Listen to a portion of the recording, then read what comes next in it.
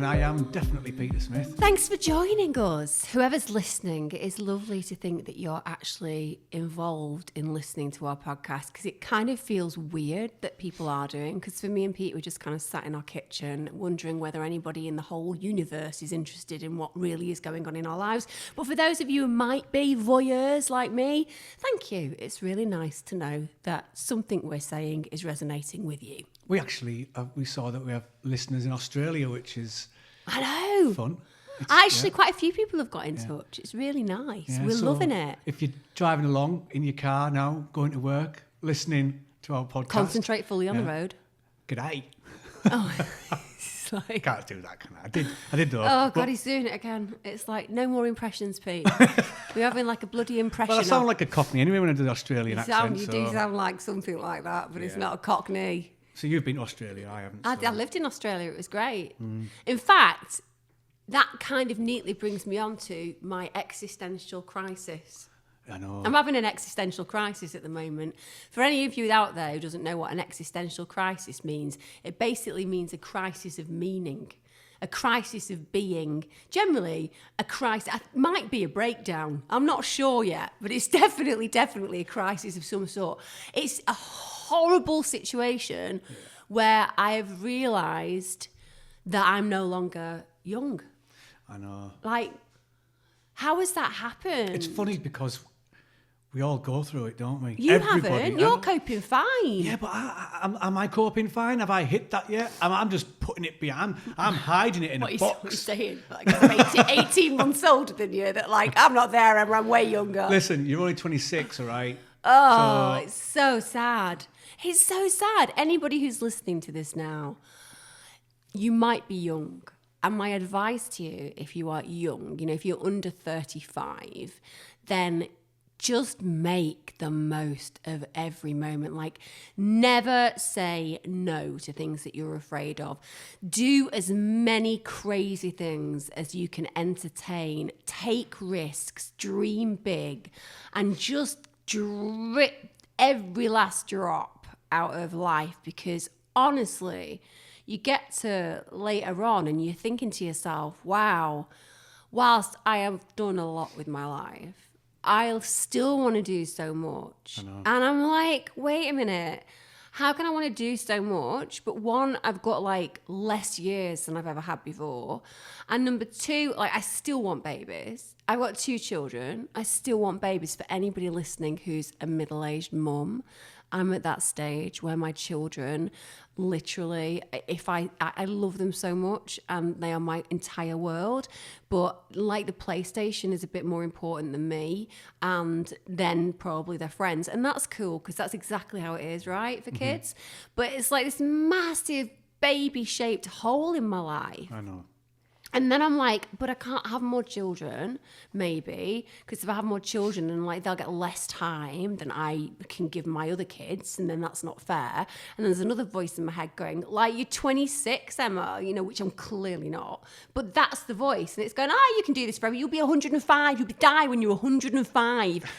This ridiculous voice, the same voice in my head that used to get me into awful trouble when I was a kid. Do it. Go ahead and do it. Try it. It'll be fine. That's the same voice. Yeah. Well, isn't it a fact that we are all living longer now? Apparently, if you have babies, when you're older, you live to over 100 more commonly. Right. Yeah. So that might be worth doing. Yeah. Well, they might come up with a pill that keeps us alive till 500, I don't want to live till 500. We watched a film the other day, didn't we? That I don't want to live till 500 with Justin Timberlake. Yeah, Justin Timberlake. Time out or something, was it? Oh, I don't know. Yeah. Time's up. Well, time was currency or something. Yeah, the thing about time, though, is that's the other thing that really annoys me, because time is just like a completely man-made concept. We've talked about this before. I know. Man-made concept, right?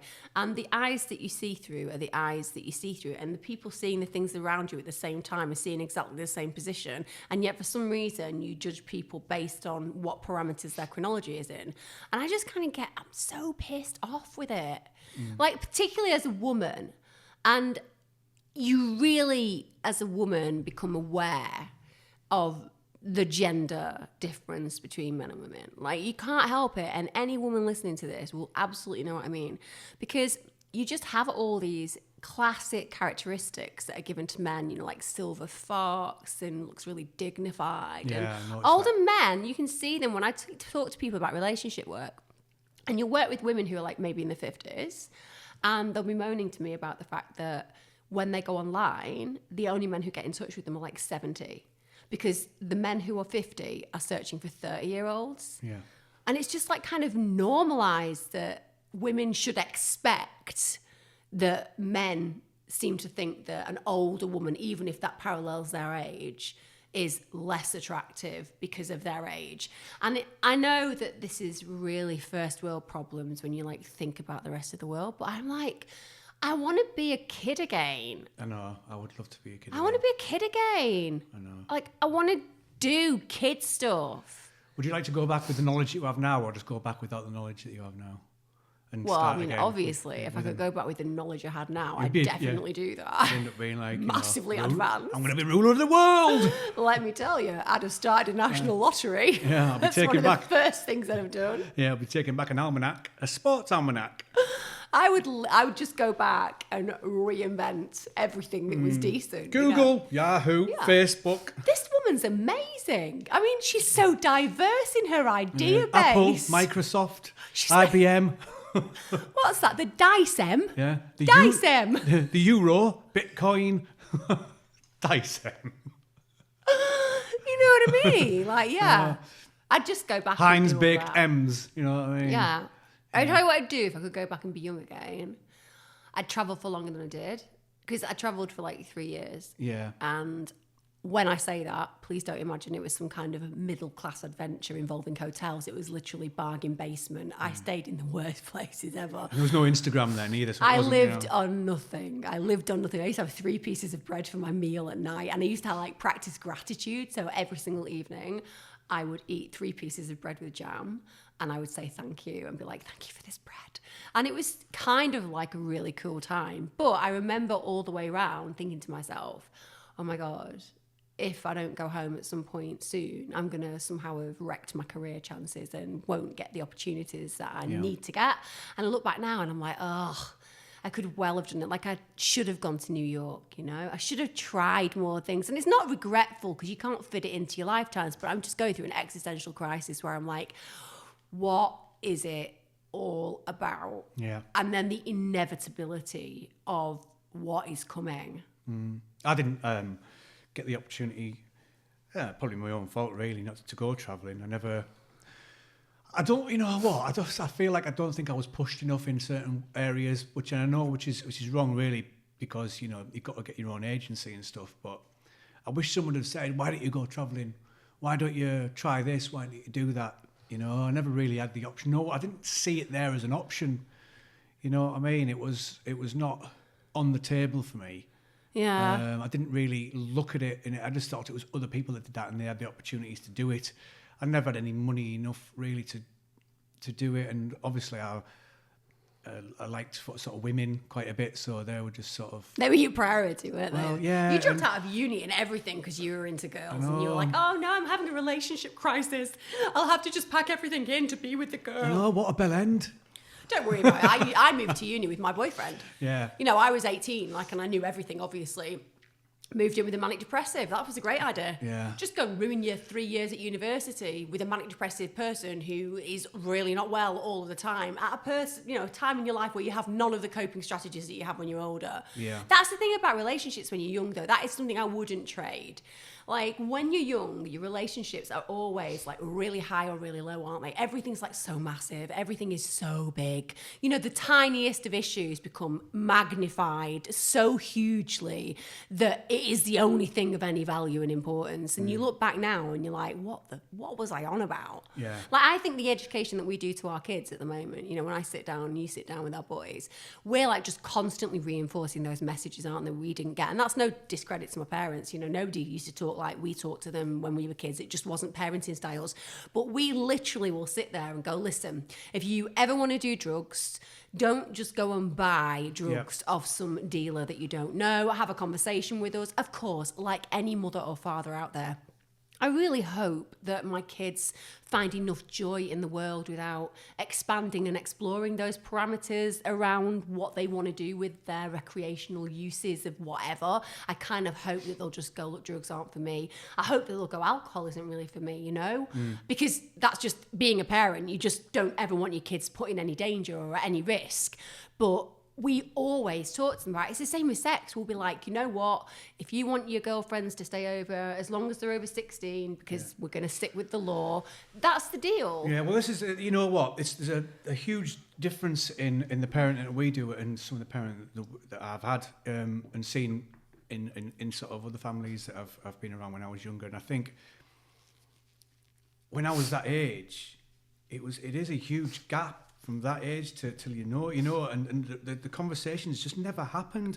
And I think that even going on to like youth workers and stuff like that, I think all of that is just, I don't know if, I haven't done it for a few years now, but I still think it's quite still wrong. I think the way they approach people of that age from say 13 up to like 19, I think is completely wrong, you know, and the parenting sort of side of it as well is just, they're not having open conversations. You know, it's like when I do drugs, let's say when you do a youth work thing, which is, I'm going off the sort of parenting vibe here, but you do drugs talks, you know, and I was always just about telling them how bad it was and what it'll do to you and how it does it and how bad it is, you know, not an open conversation. Yeah, the problem is, though, that then people take ecstasy and have a great time and are like, you all lied to us, you know? That's the key, you know, like I don't be pretend. honest, open, tell them what it will feel like, what it's going to do to you, and it will make you feel good, but it's and if they are going to take it, it's a life balance. Don't let it take over your life. Don't let it, which it did for me. It took over my life, all that sort of scene, you know. And instead of balancing it out and having that scene alongside sort of working out my other side of my life. I just wish that people had you know? been honest with me when I was a kid. I wish I would, instead of just demonising shit. But not just that, I just wish that they'd been honest with me about so many things. Like, don't get me wrong, my mum and dad always used to talk about things like 1 week wonders, and I've used that my entire life. Like, if I'm sad, it's like, it's a 1 week wonder. It's going to be okay. It's a 1 week wonder. And there were kind of firm foundations of resilience that they taught me. And like, I have parents who make me feel safe, and no matter how fractured I was when I was a kid, because I was screwed up, you know, I was a mess for a long time. I was a mess. I had an eating disorder. I was completely chaotic. You know, I had absolutely no idea what I was doing, where I was going. I was really, really struggling with my anxiety, and the way I coped with that was to go and party and to escape and to run away and to avoid and to truant, and all those things were part of my pain, but I didn't necessarily know how to get guidance. And I used to go and see a psychologist because the school used to send me every week to a psychologist because basically I wasn't going into school.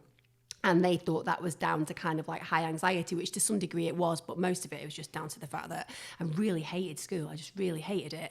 I just wasn't engaged. It didn't feel right for me. I didn't feel like the education experience was a positive one. You know, I kind of just like really felt bored. But at the same time, I had this horrible, harrowing anxiety, the fact that I was letting things slide. So like I didn't win on either side. You know, on one side, I had this horrendous anxiety because I wasn't doing what I should do. And on the other side, I was avoiding doing the very thing that would reduce my anxiety. So it was like this mess, and I used to go and see this psychologist every week, and I look back at those sessions with him, and he's a pretty well-known psychologist now in the field, and he had not got a clue. He hadn't got a clue. And I remember thinking, like, what are you meant to be asking me in these sessions? I just literally ran rings around him. And on reflection, at that period of time, if I had just had somebody sit down with me and tell me the truth, like tell me the truth about life, and sit down and advise me about just going ahead and accepting that sometimes you're just not ready.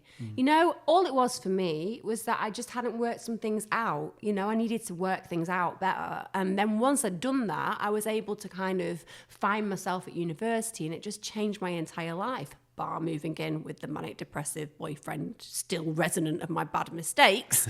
No disrespect to anybody who's bipolar, by the way. What I'm saying is, when you are 18 years old, taking on an unemployed individual with serious untreated mental health issues is something of a challenge when you have no resources to deal with it. I bet but, it was. you know, looking back, I kind of just wish somebody had sat down and gone, sweetheart, you're really young. Like, you're really, really young. That's why you don't know what you're doing. You're not meant to know what you're doing. It's cool. It's cool that you don't know what you're doing. Yeah, this is what, you realise when you get older, you look back and you think, I didn't know what I was doing. No. I didn't know what I wanted. And for But those young who people... was there going? No one. Somebody should have been there. And that's why, don't get me wrong, I have the best parents in the world. But obviously, as you know, I had a really fractured relationship when I was growing up with my mum and dad, just because of me. But I wish somebody had just gone. Why are you worried about all of this stuff? Okay, your exams, they feel like a big deal. But you know what? There's always a second chance. There's always a third chance and a fourth chance and a fifth chance. There are chances, however you want to play it. Yeah. Just chill out. Just try to kind of enjoy now. Yeah. I was always worried about next week, next year, the next decade. Yeah. I was never kind of present and engaged. And so I think this like existential crisis that I'm going through now is based on the fact that when I look back, I was chasing the future for a very long time. And then when I found the present, which was probably a decade ago, I really started to enjoy it. Yeah. I mean, I would have, think back now and I think if my parents had said, look, we know that you like doing this sort of music and everything else around that sort of urban culture, as a youth worker say, it's called urban culture, but it's not. It's just different culture of living, But we don't mind you doing all that. Yeah. But we'll support you when you want to, But we want you, and we're going to push you and say, look, let's balance it out. Make sure during the week we can help you get some agency to go and not because I look back and I think I was. And still a bit now, you sometimes think, I can't do that. I'm scared. If I can't do it, I'm scared. I won't want to try it because, You don't want to fail. Yeah, and that's what it is. But if you don't, and that's agency, isn't it? It's agency, and just think to yourself, I've just got to do it. Just do it. Everybody else is winging it. Everybody else is in the same boat. And you do get those young people that have loads of agency, whether it's in the DNA or whether they've just been brought up that way by the parents. And I just wish that I'd been not so much taught, but I wish I had more agency. I wish I'd have been around things which had given me more. In hindsight, not in hindsight, but you did a lot. I should have. Yeah, I mean, I had a lot of agency for things I wanted to do, like that interested me. But they always aired on the side of like the music and getting the sport, high. And before I did all that. Oh, you did stuff, football, didn't you? Yeah, You were but really good at football. I was a skater. I was, and that was all the way dancer. through. No, you had loads of agency. Yeah, but I mean, as in sort of worky sort but of. I just think both of us feel like we could have got more. And then I don't know whether that's just like a reductive and counterproductive argument, because at the end of the day, like, you can't do more with the past. And I keep saying that to you. I'm like, I'm having this existential crisis and it's so futile and annoying. And the thing is, in the day, I don't feel it. And it's one of those things that I will go to bed at night and we'll just be cuddling and chatting and laughing and whatever else that we do in bed. And then I'll get to like 6 o'clock in the morning and I'll wake up and I'll have like this heaviness in my chest, like this heaviness. And it's all about wanting what was to some degree. And it's not even about like being really young, because I know that pre-25, write it off. Yeah, I did some pretty amazing things. If you look back at my life pre-25, from the photographs to the traveling all over the world, bang on. I did a lot of stuff and I had a lot of fun. And most people don't do and didn't do the stuff that I got up to, bearing in mind that I came from a family that didn't have money. So I still managed to do things and fit a whole heap of stuff into that time. And it was great, but I was screwed up. Yeah. I was a bit messed up. When I travelled, that straightened my head out, I travelled, I kind of got my eating disorder in check, I worked things out, and that was really, really healthy and helpful for me. But when I think about my life beginning, it was when I had my first child. Yeah. And it completely brought me into the present. It was like, you can't think about anything but now when you've got young children, because one, you have to be with them in that way. But number two, it's like everything is just exciting. Like everything from the moment that they wake up in the morning, and like there is nothing cuter than young children when they're coming around. You know, I can like hold those memories of carrying, particularly Evan, who is my youngest, downstairs every morning, because unlike Tide, and yeah, I don't care if anybody's listening and judging me, my kids had cups of tea from being very, very young, and my eldest and youngest still like a good cup of tea. Caffeine, that's the way we roll in our family. But he used to go downstairs with me and he'd be in my arms and I'd sit him there. He had this blue sippy cup that he only ever wanted, this blue sippy cup. I've still got the blue sippy cup. Yeah. And I would make him this cup of tea and we'd all be knackered. And I was a single mum, you know, and it was just gorgeous. And even the boys, you know, like Tide came and watched that film in our bedroom last night and he was chatting about, you know, going to Curly Whirlies, the soft play area, and all the little things that seem to people with money, for example, like, why would that be exciting? You know, because there are bigger, better things to do. I had no money. I was a single mum. I was living on one income. It was as simple as that. And it was a low income at the time. And I had to make every penny count. So like Fridays when I was off work, 'cause obviously I was running the mental health service for 3 days a week. And then I had Thursday and Friday off. And on a Thursday, we'd always do the same. I'd go to Curly Whirlies, which is like a soft play area after school, and I'd take them each a cake. I'd always do that. And on a Friday, I would get chips and we'd go to the park in the summer. And if it wasn't the summer, we usually, I know this is going to be really bad to any health conscious people out there, but we'd go to McDonald's on a Friday night and we would have 2 fries and a Happy Meal because we're vegetarian.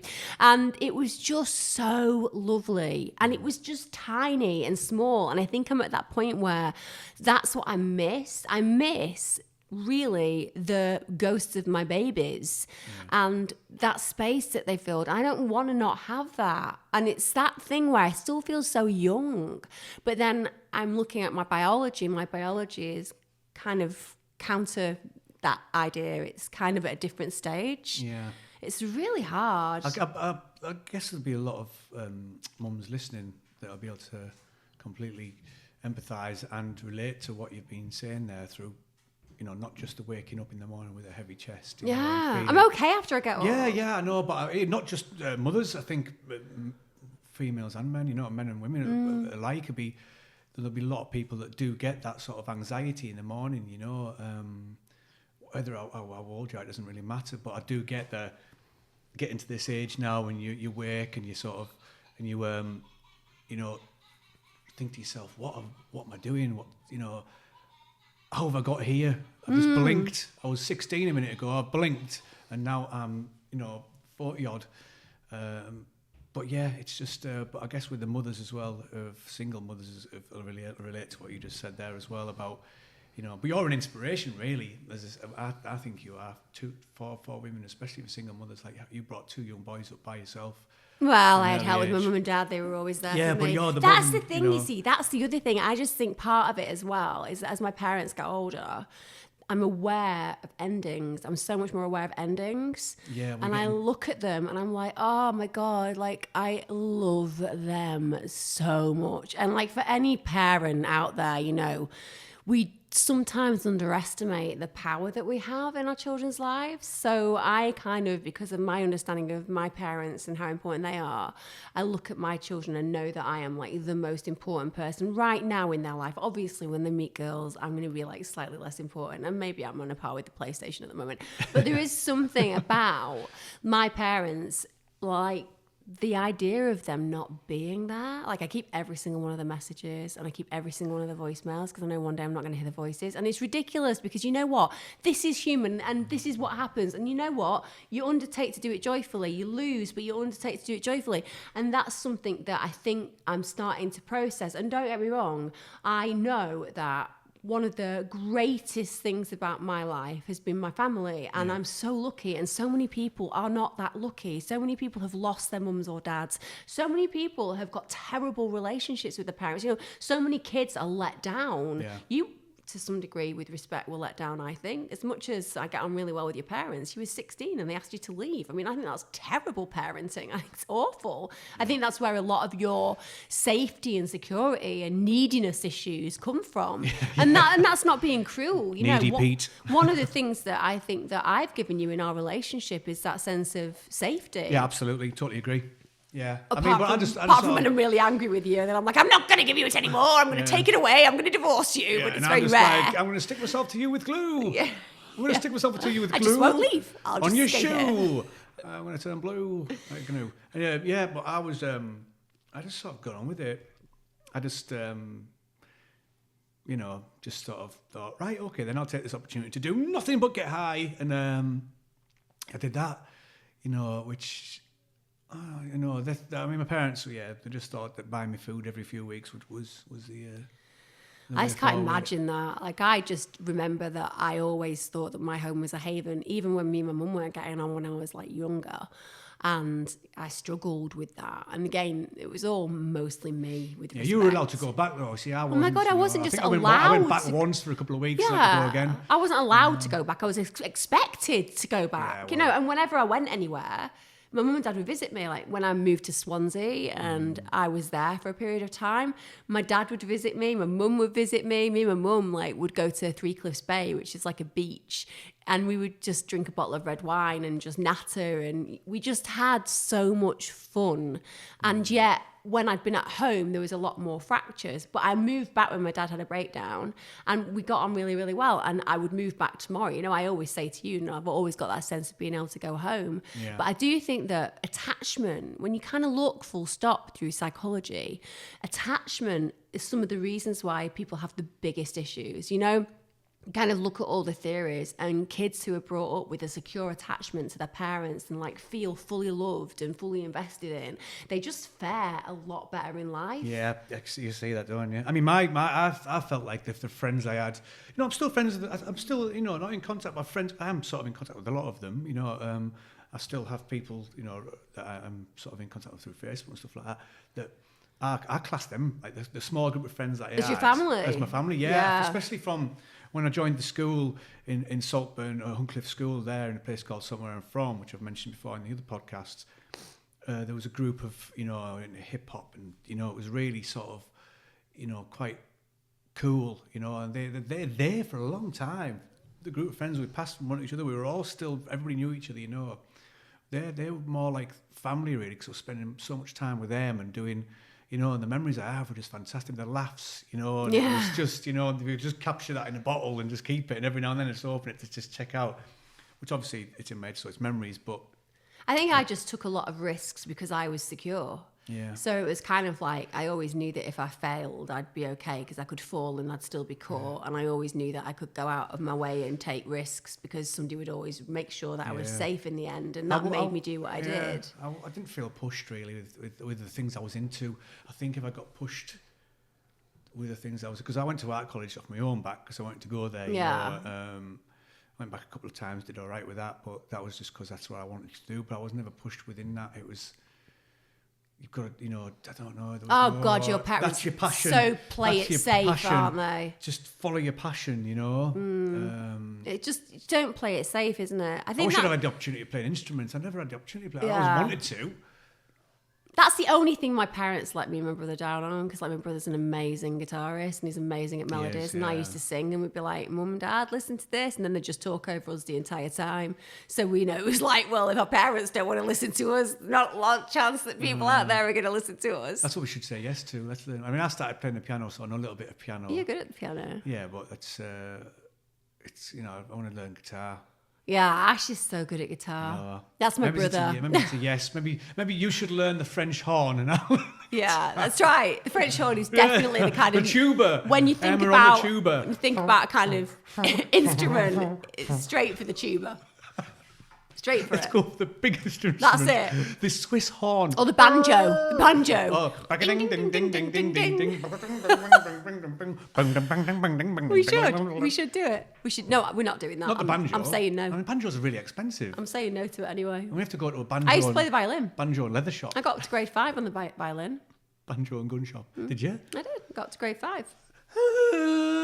Let me tell you, I'll be honest with you, I genuinely know that the teacher was absolutely faking the results because I definitely was not a grade 5 at all. I was terrible. I had to sing in it and everything. You had to sing whilst you were doing it. Did you? In front of 3,000 people? Shut up. No, I didn't. I wasn't you, Pete. I didn't get dragged into my town hall with apparently 3,000 people in there to sing in front of 5,000 people. Oh, unbelievable. But no, I think I'm definitely at that stage where I think a lot of women go through it. I just think it's that you still feel like encapsulated in your youth and aware of what you would like, but at the same time, you're kind of time limited and you know that maybe you have to make changes to those plans. Yeah. That's really hard. I don't want to let go of it. I do think, you know, I mean, I think if I was around in the suffragettes movement, I'd have been like a sympathiser for them. I'd have been a suffragette male, you know, because I do think that women have it a lot harder. I was saying it this morning to you that the girls and women do have it a lot harder in life from varied subjects, from obviously the work and the gender pay gap and all that stuff that's in the news at the moment. But I just think from, you know, the get, like you were saying, the getting old thing. You know, there's obviously there's that film, the Billie Jean King thing, the male chauvinist. Men are better than women. We're stronger than women. We're faster than women. We're better than we don't. You know, there's no. That's why we get paid more in tennis. And so there's like that sort of subject there can lead over to all of it. That men think, you know, just because women are different makeup and that, you know, they're made differently, they're better. It's ridiculous. Well, it is, considering women are the creators of men. Well, exactly, but also the age thing, like you're saying, like men grow old. Oh, he's growing old gracefully. Look, he's got his grey hair. He's, you know, he's. Yeah, it's he's the got fact a that you get tan, to a point. And men are just different. Yeah, you get to a point where, like, you have never been more multifaceted. You've never been more wise. Yeah. You've never been more able to deal with trouble and problems and concerns. And at that very point where people should be really appreciating you more, you actually start to lose your visibility. And don't get me wrong, as a woman, it's not about the way I look that worries me too much, because I know, for example, I can sit around with no makeup on and my hair everywhere and you still love me and will love me whatever. And it's the same with all of my family. There's no issue with that. So I know that whilst the world outside won't reflect my worth in that way, that I get that enough here, it's more about the fact that there are all these women out there with all of this incredible intrinsic ability, and yet for some reason the media and the mainstream just start to ignore it. Almost like the thing that trumps the very wisdom that our society requires is youth and beauty. That freaks me out, because that doesn't happen to guys. It doesn't. It doesn't happen to guys. I know. And it's the same when you see on TV somebody, let's say, from a reality TV show with very little presenting ability. They look a little bit stupid. Maybe they can't pronounce words correctly, but they're very pretty and they fit a type of demographic, right? And they'll be put in front of the camera and they'll sound terrible, but they'll get it.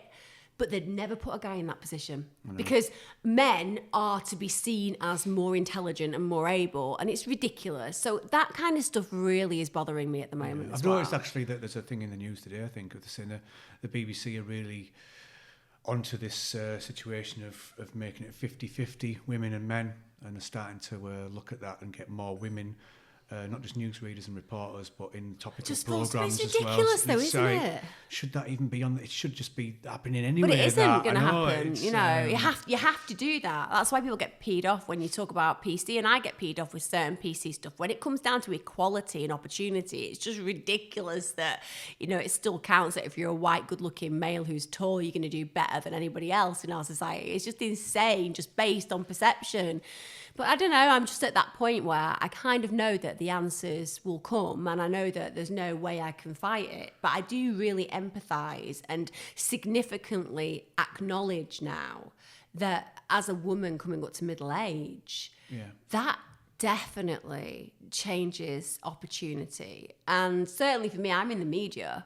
Yeah. So the fact that I'm in the media, again, that's another thing that reinforces it. It's another thing that kind of goes, all right, well, you know, time limited. And you speak to anybody in the media who's, you know, over 35 even, let alone over 40, and they will talk about the fact that it becomes more and more difficult, even though you have more and more experience. That's what really drives me insane. Yeah. It's the fact that if you have more experience, surely that makes you more worthy, more capable, more able. But no, it just, again, is trumped by youth and beauty.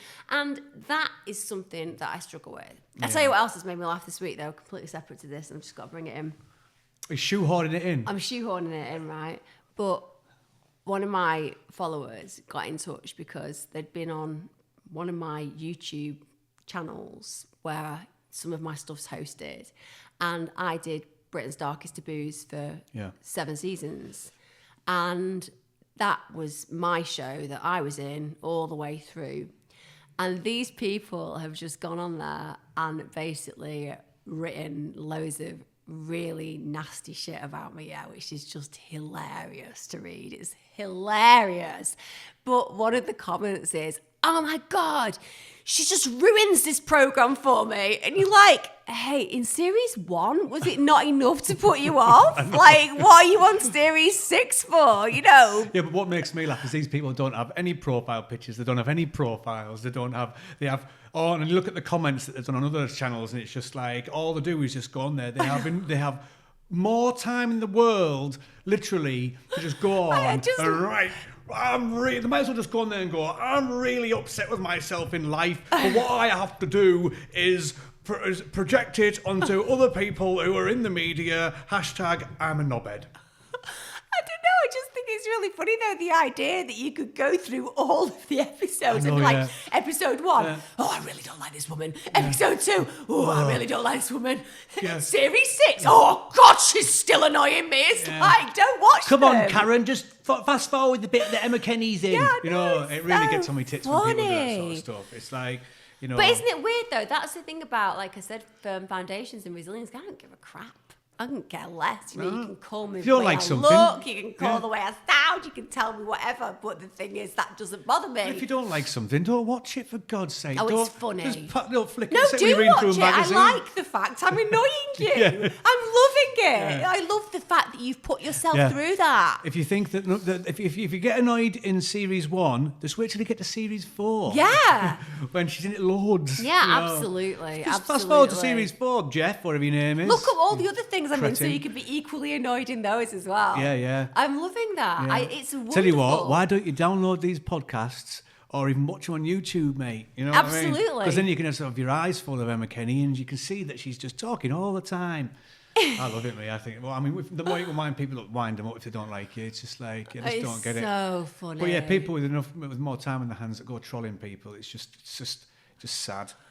Well, you know what, though? It's democratic, isn't it? It Idiots is. can have access to it these days, and I think that's one of the things that people do. It's really strange because the last week has been so weird for us, hasn't it? It's been very weird. We're not going to go into the content of really what happened this week, but suffice to say, it was pretty mental. Yeah. And involved us searching. But anyway, we will tell you about that in the next few months. But again... I'll say this though, it is like a cross between the programme Hunted, Crime Watch, bit of the Bill put in there, and I don't know... Crime Stoppers. Crime Stoppers, Literally Crime Stoppers. Yeah. But when you kind of think about that, even that, I think that's all about people going through... existential crises. Yeah. I really do. Absolutely. I think that like you get to a certain age, like 40, I think, is a age where you suddenly recognise that you're not a kid. Yeah. You know, you're really not a kid. You remember when you were like 14, a 40-year-old was basically dead. I'm only just coming out of the phase of thinking I'm not a kid. Yeah. So you kind of Peter get Pan. to that stage. And then you can't help being reflective about the past, even though you can't change it and you know all of that. You've got no control over it, so live in the present. I'm completely with that. But you can't help but kind of go, you know what? It was great. And nobody really told me to remember how great it all was. You know, nobody really said, you know what, just count your blessings. Every day that you're young, just like love it, embrace it. enjoy it, acknowledge it, and keep it somewhere safe. Yeah. You know, don't worry about tomorrow. Don't worry about the job you're going to do. Don't worry about any of that, because you'll find it. You'll find your way. I wish that had happened. And to some degree, I've still been fine and I've done okay. But it's that sense of, life is fleeting. It's momentary. And like, obviously, losing my best friend last year, just literally a year ago, that to some degree, again, she was my parallel. Like, she was my absolute parallel. Yeah. Everything we were going through together. Like, I was going to grow old with her. You know, she used to send me cards with 2 old ladies on it drinking gin, and was like, it's our future. And she was always going to be with me. She was going to remind me it was okay. She was going to reflect my age and her age, and we were going to travel and transition together. And since she's gone, I kind of feel like I'm freewheeling and I don't really know where I'm going. Yeah, I guess you would feel that, wouldn't you? It's really strange. And that's the other thing about as you get older, friendships change. You know, like, I don't really have that many solid friends in the Northwest. Like, in London, I would say I've got some like decent friends and evolving friendships, particularly with really strong women that I'm really interested in exploring. But it's in London, so it's kind of not something that's substantial enough to make me feel like I've got connections that exist that are strong. I do find that throughout life, sort of, you do get drawn. Some sort of energy, I think, just it draws you to the similar sort of type of people, you know, and you do stay in touch with the similar people that are just like yourself, you know. You feel like you can, you know, because as you say, I think in life there's 2 sets of people, isn't there? There's arseholes and not arseholes, you know, and sometimes you come across some bizarre people. I know, but I just don't feel like I've got that many friends around here. No, I mean, I don't. So as much as like what you're saying, I think is true, I don't really think I reflect that at the moment, because again, like my main friend was like, is dead. Well, maybe that's why, because, you know, this is the area where you grew up, and, you know, your main friend was the main friend that you had. She was all I needed, really. Yeah, and also I totally get that. That and my family, because obviously my brother's a friend and my sister's my really good friend. So. I mean, as you know, I have friends, but it's just... I mean, it's just quite, you know, I do sort of envy people that have got that best friend still at this age, and or maybe 1 or 2 best friends that they all do things together. I think I'm a bit jealous of that. No, I'm jealous of that. You know, it's like, because I've got you, obviously. I've got you and the boys, and you are my, when it comes down to best friends, it's sort of, you know, you're my wife and my lover and my best friend. So it's, you know, but discounting that, it's... Yeah, you get like people that have just got this connection with somebody, and they both have equal respect, you know. I've had a lot of friends, but I've never really had that equal respect towards me. You know, I've always been that sort of giver in a way that unless I'm totally blinded, you know, and I'm not, I haven't been, and I'm just a true arsehole. Just nobody likes you. Yeah, everybody hates me, and I'm just a bell end who just like, you know. It's a strange one though, isn't it? It all comes down to age. And I kind of like think about what would change it, and part of it is just getting outside of that whole Western experience. So just feel dominated at the moment by Western experience, you know, capitalism and paying bills and all of that stuff. And like, there's a part of me that just kind of doesn't want to do that. The rat race. Yeah. Like I said, you know, we often watch videos, don't we? And we'll be like, oh, wow, you know, let's go and give it all up and live off grid. And there's a part of you that just would really like invite that and would love that, because it kind of disputes that whole idea of what we need to make us happy. And kind of there's a sneaking suspicion within it that you know that would make you feel happier.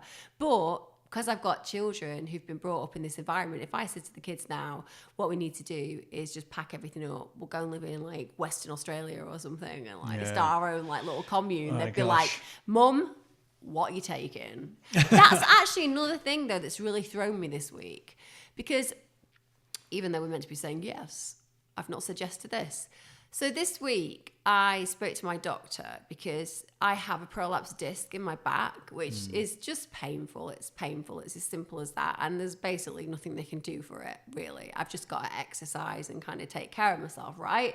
So they've given me painkillers, and I don't like overuse painkillers, but I have been taking 4 a day. And they basically rang me, didn't they, to check, because it's quite a strong painkiller. So they want to make sure that I'm not, you know, selling it on the street to kids because apparently You know. you can do that with this stuff. Obviously, that's what we do. Obviously, that's what we do. Yeah. Well, we don't. Because there's kids we lined don't- up down the street. We don't sell it with ourselves. T-shirts on saying We don't sell it painkillers. ourselves. We give it the kids Wanted to sell. painkillers. No, give it the kids to sell. We don't deal.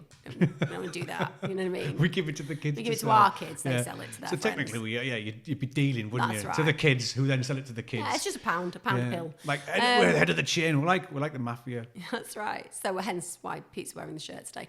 But on a serious note, so I get this phone call and like my doctor goes on and on about like kind of why they want me to moderate this drug, which I'm already moderating it to the point which they're happy with. But he was like, there's another drug that you can take. And I just like, all right, cool. You know, he said it deals with the nerve synapses. It's not meth. He basically said, you know, it's a way of like turning off the pain before it becomes pain. Yeah, so it's like superhero. So obviously I was like, yeah, give me some of that, you know, have a look at that. And we got it, didn't we? It's called pregabalin. Now, if you're listening and you've got severe anxiety and you're taking this drug and it's working for you, Or you're epileptic. then power to you, because you should definitely do whatever makes you happy and works. But I have backache. I do not want a drug for epilepsy that is synonymous with issues around brain neuropathy and an idea that actually I could be altering my brain But it chemicals. also stops your thinking patterns and stuff as well. It slows you down. Makes you drowsy. Yeah. And one of the ones that I noticed first of all was that it's not vegetarian. It's not, and also it makes you put on weight. Yeah. And I'm like, oh my God, what have we got to in our society where the way of dealing with something like this is to give something else that is pretty serious as a drug, like literally over the phone. I know, I was giving it over the phone. And all it did was make me go, I'm going to cut down my painkillers to 2 a day and I'm going to exercise more. It's as simple as that. I know the doctors are overstretched and stuff like that, but for even the vegetarian option, even that to me was quite insulting that they hadn't checked your notes to realise that you were vegetarian. How the hell do they not know you're vegetarian? You're doctors. Yeah, you know what but I I mean? mean- Like, I know you're saying that, but for some people who are really staunch on it, that's a massive insight. It's like something they've never eaten meat all their lives, and all of a sudden they're taking these things and they realise there's a bloody gelatin in the capsule. It's like, it's not right. I'm sorry, but people who eat meat all day, just call me a dickhead. You know what I mean for saying this? But it's just like, well, you know, people have their own rights to be able to choose what they want to eat and what they don't want to eat. You know, Yeah, there must but be I an mean, option which. at the end of the day, he was just thinking about my pain. But why would I want to take a drug that's for well, epileptic? Thinking about your people? pain, but not your weight and your bloody, you know. I know. Especially the job you do. It's you know, it's so all about thinking. Weird. And, you know, I'm like so freaked out let's that make you all like sort of dozed out and stuff. modern medicine's just crazy. So like all I'm going to do now is say yes to loads of like really cool stuff like acupuncture and reflexology and massage. I'm We're going to going to say get yes to that. a massage table, and we're going to. Yeah, in the aim of being thrifty, Pete's going to become my masseur. So, the existential crisis that you're having, do you think that it's what the difference is between men and women that have it? Because some people say that men, when they're having like a midlife crisis, so you say an existential crisis, that they go out and buy a Harley Davidson, or they go and clean themselves. I think they're the up. same. You think they're the same? Yeah. So I just think that one of them is interpreted quite negatively, because I think a midlife crisis sounds really bad, but a midlife awakening sounds really good. Yeah. And when guys go out and buy sports cars and get young girlfriends, I think that's more to do with that thing that I've been talking about, which is that desire to be young still. yeah. Do you not like think that the fact that you haven't had your own children, do you not find that something that causes you any kind of pain? Oh, absolutely. They have the thoughts that are just like you get the thoughts of that's the end of me. It's the end of my sort of bloodline, you know. There's no more of me. I'm the last one. I'm the end. I'm the done. I had this conversation with your brother actually, and he was saying it's he's not really bothered with that. He says, but no, it bothers me quite a lot, and I do think about that quite often. You know, you go through a stage where I have been through the stage where I didn't really mind. Want children? You didn't want kids when you met me. You know, I think that comes down to being around kids all the time when I was young. You know, I really do. I put it down to that because I remember having those feelings since then. You know, I never really. I don't know. I've never really had the thought of having children. I just wanted, cause maybe it was because I wasn't sussing myself out or wanted to know where I went. I wasn't sorted myself. You know, I wasn't stable enough to bring a child into the. You know, people have children from the age of probably 13, don't they? You know, like young mothers and stuff. But thank God I didn't do that. And I'm glad I didn't have children with my ex-wife, because that would have just been highly unfair on the child or the children. You know, because of the situation that happened. I just think it would have been totally unfair. It's a little bit different with you because they have you and you're very well stable and balanced, you know, and it's just you're a good mum. But yeah, then it has. Does that not like keep you up at night sometimes? Though thinking, oh yeah, I haven't had children, and like, absolutely, and it scares me to know that I've never had the opportunity to. Well, we've lost loads. Yeah, of we babies. have. Yeah, I mean, that, Recurrent absolutely. miscarriage. It's not like not the opportunity. We've tried and tried and tried. I know. I think that's the other thing as well. I think that's another thing that kind of reflects where I'm at, because of the fact that you kind of think to yourself, there's always the next time. Yeah. You know what I mean? Like when we got pregnant and miscarried and then got pregnant and miscarried, it was always that sense of, but it's okay. Yeah, because it'll happen again. Yeah, we'll even try though I again like and- really struggled to conceive and we had IVF, I got pregnant and it's like, oh, that's now a point where I'm thinking I am too old. Yeah, I mean that's a big subject, isn't it? The big IVF lie. Oh my God! gosh. We got sucked into that one.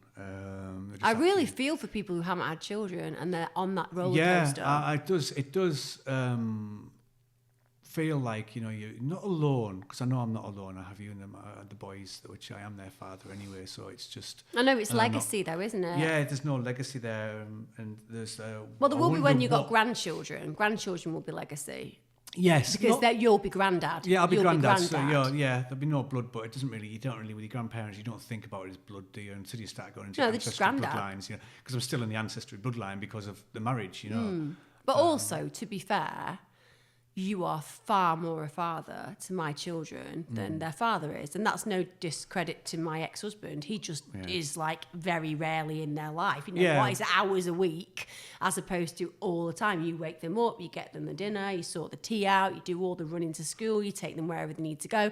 They call you first and that's it. So you are the father. There is no doubt about it. And it's an interesting one because when you watch Jeremy Kyle, I don't watch Jeremy Kyle, by the way, but I may occasionally have seen it. We've seen it a few times. I've seen a few where, actually, I think I went through a phase, didn't I, for a few months of actually watching it. You did. You went through a phase of watching. Was it online? I Well, can't the thing remember when you is, watched, again, you watched Catch Up. You watched it on It was Catch catch up, and remember why? It was my theory that if I watch people who are really messing their life up, then I just feel better about my life, which is awful to say.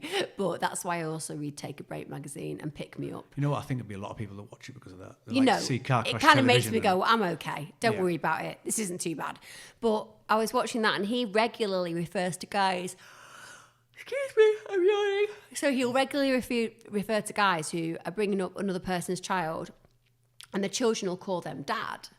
And Jeremy Kyle will be like, they're not, you shouldn't be called dad. You're not the and I want to get Jeremy Kyle and I want to pull his head off. Yeah. I want to pull his head off and I want to go, do you know, well, obviously I wouldn't say anything after I pulled his head off. Oh yeah, because if you pull his head off, it'd be pretty it- crazy. Carnage. But also, it would be satisfying to have pulled his head off. But nonetheless, I can't pull his head off. One, I'm a woman and I'm definitely not strong enough to do that. I would need Yeah, some you've got to be help. strong to pull a head off. I'm not even sure you can literally pull a head off either. I don't know. I imagine there's, I don't know whether it's the area that it maybe, would it be? Just have this vision of you pulling his head off now. It's, Yeah, like, I reckon if you're strong enough, you could probably pull someone's head off. oh God, you think? I reckon if you're like Twist- muscly and like twisted really like it. big and that, you know, and you got them like putting your legs like a vice hold and like Oh no. pull his head No. off. No, it's terrible. Anyway. You asked, so I mean. Anyway, I'm not going to pull Jeremy's head off. But he has to go to people. And I'm like, if you're bringing a kid up and you're paying for that kid and you're there for that kid all the time, 24/7, why would you not be called dad? Yeah. You know? Absolutely. It's insane that a sperm dictates that you get the title dad. Forget it. Action has nothing to do with that. It's ridiculous. It is, really, yeah. really pees me off. Yeah, I mean, it's funny because with our boys, because of the photos and the memories and the videos and everything, we chat and talk and everything about it. I feel like I was there Yeah.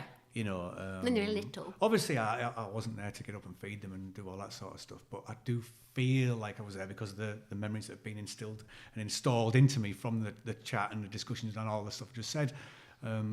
But yeah, there's a big part of me that just sort of thinks, you know, the blood sort of child, the baby that we've tried for isn't there, you know, and But then you have to sit and you think to yourself, because like at the moment I'm like, oh, well, I'd love more children. I would absolutely love more children. But then there's that part of me which is like, but then they get so many years less than my other children, and that's not fair. But then you kind of think to yourself, but like, is that just a ridiculous scenario, you know? Because actually, like you said the other day, people die when their kids are like 3 and 4, you know. And my thing is just knowing though, because I like go on forums. This is really sad, like, this is like so sad that I'm admitting this, but I go on forums and like read about mums. I read about children's experiences as they grow up with older mums. Yeah. And like there's some really positive ones, but a lot of them are kind of like, I'm really scared of the fact that my mum's old or my dad's old. And it's like, oh gosh, what should you do? well, that's another thing, isn't it? That comes to the thing that's different for men and women. Yes. You know, it's men that can Have them at like 70. going. Yeah, you know, it's as long as the sperm works. It might not be the best, but they can pick out the best one, or the best one can get through there. You know, But then the billions there is. A lot of women are doing that now, though. A lot of women are having babies in like 50s, even 60s. Yeah. But it's kind of that thought of, well, would you like to not be around for your children as they get older? And I don't want to not be around for my children as they get older. I want to be the thing that they come home to all the time. You know, I'm planning that all of the families move in with me. We already know that. This is the whole point. Yeah, We've extend our house. Absolutely. They're all going to live with us. We're going to rock it like people do in Asia. Yeah, We build all our own- live together. Got a big enough garden to put tents in. Absolutely. Yurts. Yeah, we'll put some yurts even. in, and we'll, you know, they'll survive. Teepees, yurts. Do you remember when we stayed in a yurt at Glastonbury? We did stay in a yurt at Glastonbury. It's terrible. It's very, you know, they call it glamping, and they call it, you know, posh camping. It was awful. And We you were know in the what? VIP area, weren't we? Yeah, and it was just like Pete was playing, by the way. It wasn't that we were just like, it wasn't like I was given some free. He was actually working there. I just went with him. But it Yes. was like awful. Yeah. It was awful. It was billed as like, you know, we'll stay behind the Radio 1 stage in the Radio 1 area, and we'll the tents are like, here's the photo of the tent. It's brilliant, double bed, la da da da da. You know what I mean? Was it bollocks? It was just it was just a tent, like a tent from an American Civil War reenactment. Yeah, it was. With a blow-up with bed. a blow-up bed and some like solar panel bloody fairy lights that didn't work. So weird. Yeah, Do you it was- remember as well, like the fact that we were meant to have decent toilets and showers? Yes, and we had. I went just to the normal, toilet like, and somebody khaki. had pooed on the seat, Yeah. and it was a whole poo. They must have squatted on there and pooed, and it was literally On the seat, curled up yeah. on the seat. Do you remember I had to take like I remember, disinfectant and stuff We'd to have the wipes toilet? and stuff. Yeah, it was. It was hilarious because when we set off, do you remember? We set off and you were packing, and I was like, "Where's the bucket?" And you were like, "Emma, we don't need a bucket." I was like, "You don't think we need a bucket, but by the end of it, you're I gonna didn't know what it." the bucket was for. I thought, what do we need a bucket for? Rubbish. Yeah, well, I tell It you was for what. a toilet. For anybody who's going to go camping or to Glastonbury, take a bucket. Take a It is bucket. a lifesaver, especially when you've been partying a lot and you need the toilet quite a bit. It is a lifesaver, literally. We It genuinely, really is. used that bucket beyond belief. It was amazing. Yeah, it was fantastic, you know. I can still remember you were next to Seth Troxler. Yeah, who- look at him. He was just chattering for ages and ages and ages. It's just like, and he must have been because there's tents laid there, so I was laid. He's a house He must DJ. have- He's yeah. a house DJ for anybody who doesn't know, which is probably most of you. Yeah, and he must have been because when you're in tents, it's quite close. I know, so theirs is quite close. So he must have been laid like parallel to me where I was laid. That's so And funny. because you were just chatting away, and it's just, you know. Because I remember as well. Hello. Got a child walking into our podcast. Yes, we have got a child walking into our podcast. Where are you going? I'm going to ask for a lift. Well, Yeah, 5 minutes. Yeah. Yeah, 5 minutes. 5 minutes. Cool. So you were next to Seth Troxler, and do you remember the fact that we kind of met his manager? yes, I do. And his remember. manager, when we were chatting, and then like the next morning, I was walking with a bucket full of our entrails. Full of our entrails. Oh, just kidding. Full of our entrails. And, Our entrails. well, you know what I mean. The our innards. That is a very, very, very sort of nice way of putting what was in the bucket. And I'm walking up there, and then he met me, and he's like, "Hello, how are you?" And then he just literally went, "Why are you carrying a bucket?" And what did you say? I went, "Oh, I'm just gonna do the washing up." It's like, why would I go to the toilet with the washing up? I think he had a strong suspicion that what I meant was a pile of urine and other bodily fluids. But it was, I know, it was one of those things, wasn't it? Yes. Always take a bucket if you're going camping. I didn't really enjoy that. And I enjoyed playing. 5 days was too long. But it was just, you get there and you go hell for leather straight away. And It was too long. And your card kept going, didn't it? My what? Excuse me. Your memory, that card that you put in your... yeah, my USB thing, wasn't it? That was terrible. No, it was the sound card that was Sound using. card? Yeah. What a nightmare. Do you remember the panic? Yeah, I couldn't believe it. It was awful. Yeah, that wasn't the best of when something like that happens in the middle of a show. You had like 5,000 people listening to you. I know, that was funny. And then you card went. What do you want to drink, Pete? Cider. Cider. Better than Sauvignon Blanc. Yeah, something.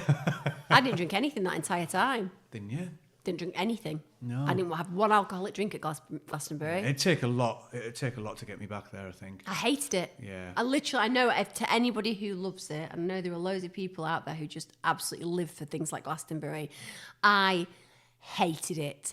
I loathed every moment of being there. It was awful. It was filthy. Like, they're inhuman. Let me tell you, if I have one bugbear in my life, it's if you are an adult, why can you not sit on a toilet or use a toilet appropriately? In my entire life,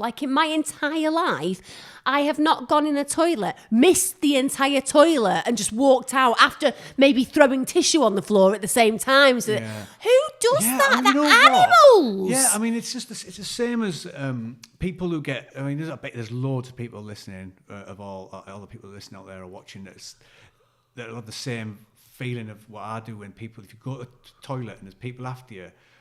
You've got to, you've people got who go to the toilet. You have to in. make it look all right. Yeah, and it's like, what? And then you go into the toilet sometimes, and there's fellas in there doing like certain things, like the way they go to the toilet, and it's just like, who's brought you Shouldn't have been up? allowed to leave school. Yeah, who's brought you up? One of the basic principles before there should be tests. Yeah. You should not be allowed to leave school until you can appropriately use a lavatory. Yeah. It's disgusting. It's utterly disgusting. Yeah, I was at the when we were out the other night. Do you know why it's disgusting as well? It's so disgusting that having a bucket is a better alternative. Yeah, it is, isn't it? I just don't get what some people. It makes you think, my God, if there was aliens up there looking at the human race right now, and they started looking at how people sort of conducted themselves within the lavatory area, they'd just be like, we're not going there. Well, until they saw us and they'd be like, oh, they're sensible. We'll yeah. probably abduct those ones. I just don't get it. I just don't get how some people's habits of going to the toilet. I know we've turned into toilet talk now. Do you remember that year we were at Glastonbury? Somebody fell through the toilet. Somebody's fell One through of those the drop toilets. The drop toilets, they're really eco-friendly ones. Yeah, Not eco-friendly if you end up knee-deep in poo. God, imagine the diseases that you'd get. Oh, no. The horror. The absolute horror. They had to come and hose him down, didn't That's they? like They had Victorian to disease time, isn't it? There's all rickets and trench foots and rat diseases and stuff. Rat diseases. Don't eat a slug. Oh, yeah, that poor man. Yeah. 18 years old, ate a slug, got rat wart, paraplegic, quadriplegic, lung rat, whatever. Rat lungworm or something. It was just a dare from his mates. So, yeah, I mean, gosh, the stuff that you... Stay away from slugs, kids. That's your life lesson for today. Yeah, absolutely. Don't do the dares that your mates tell you to do. I've never done anything like that. I've known groups of people that have dared each other and gone like sort of crazy and done stuff, but I mean, eating a slug was probably something which you thought was funny. Absolutely minging. Well, you obviously thought it was funny, but I mean, because you don't exactly know that you're going to get lungworm from a rat lungworm, which will just cause your brain to shut down and kill you. It's utterly terrible. I've known guys do stupid things like eat washing up liquid stuff and powder, and you know what I mean. That's No, I've never done anything like that. You know. I once sang to a security guard in a shopping centre as a dare. That's about the level. Yeah. I knew someone who nicked a cherry picker and went flying on the town with it with his mates. You know, like on top of put it up, you know, and drove around with it. Oh, you know, it's completely Again, I couldn't terrible, have done really. that 'cause it's Or illegal. rolled a plastic pig car down a road. My car got nicked and rolled down the road Did it? once. Yeah. Yeah, it was found at the bottom in a ditch. Like, who did Well, do you remember the that? plastic pig ones, the 3-wheelers? Yeah. Robin Reliant. Yeah, of course I Because do. they could roll easy. I used to couldn't like they? Robin Reliant. Did you? Somebody told me that it was 50cc and you could get one when you were 16. Yeah, someone told me that. It's a motorbike licence. Yeah, that's what I got told. So I Yeah. wanted one. Is it? Parents wouldn't let me have one. Parents wouldn't let me get a scooter either. I wanted a scooter. 'cause I like- need to know now. I need someone to tell us if it is or Yeah, not. well, we can just Google it. We can, yeah, but it's much more fun if we get someone else to tell us. But I think it was like 50cc. If it was 50cc, it was cool. I don't think it is. I don't think you could. I don't think you could do that. Because you're on a road, like in a car. It's a car. Yeah, but you isn't can it? use a moped. Yeah. Ty's going to get a moped when he's 16. Can you pull a wheelie in a Robin Lion, I wonder? Like, You'd have to be quite heavy. Yeah, I'm souping up. Lean back. yeah. Really, But really I wonder if it is a myth. I got told that. It Yeah. was a... I wonder if it's an Maybe urban there's myth. like a person going around spreading it. Yeah. Just like, And he's driving it. unsuspecting people. He's only 16. It's all right, officer. I've got a motorbike learner's license. I'm honestly, driving. it's so weird. It But I is. remember that. I wonder whether it is an urban myth. Tune in next week when we disclose whether using a Yeah. Robin Reliant 50cc on the road is legal for a 16-year-old. Or whether it's an urban myth. It's an Life lessons it's with an Emma and Pete. It's an alternative urban myth compared to the sort of horrible urban myths you normally hear. Oh, urban myths. We'll have to do that another time, but we all know those urban myths.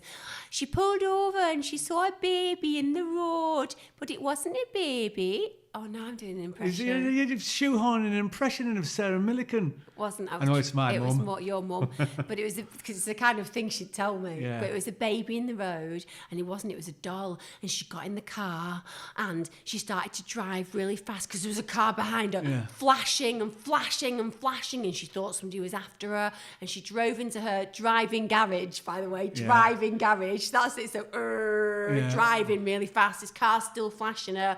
Somehow the car that's behind her, flashing her with her in front, manages to be that far of a distance that Yeah. whilst the garage goes, gets it in, closes it. They've not managed to catch her at this point. She runs in because she's got one of those doors that's in the garage. She gets in the kitchen, has to close it. There's a knock on the door. The police are there, and it turned out that the guy flashing her had seen another man get in the car when she was looking at the pretend baby on the floor, and he would have murdered her if they hadn't found him locked in the garage. Oh my God. That's an urban myth. Yeah. So many flaws in that story. Yeah, the urban myth as well of like when you see them on Facebook all the time and they're like, share this now and watch out when you go to the petrol stations because people are putting needles where you press the handle on the trigger of the petrol thing. They're sticking needles with plasticine on there with AIDS in. So What? bizarre. So there's a picture of like one of like with a needle from a hypodermic needle, you know, like just an end of a needle that's got AIDS on it, you know. And that's just that was a recent one that I just saw, you know. People are so weird. I think we should come back with some urban myths in our next podcast and Urban see which myths one are could be the amazing. weirdest. Right, we both have to find the best urban myth. Okay, that's a and challenge. then figure out why we think it's not true. Yeah, that's a really good, yeah. Well, it's another end of a podcast. Thank you for joining me and Mr. Pete Smith. Join me next week where hopefully I might be midway through my existential crisis or ideally will have found a way to rejuvenate my youth and return to 20 years ago. If that's the case, you probably won't hear from me again. But thanks for listening, folks. Brilliant. Take care, guys. Bye-bye. Bye.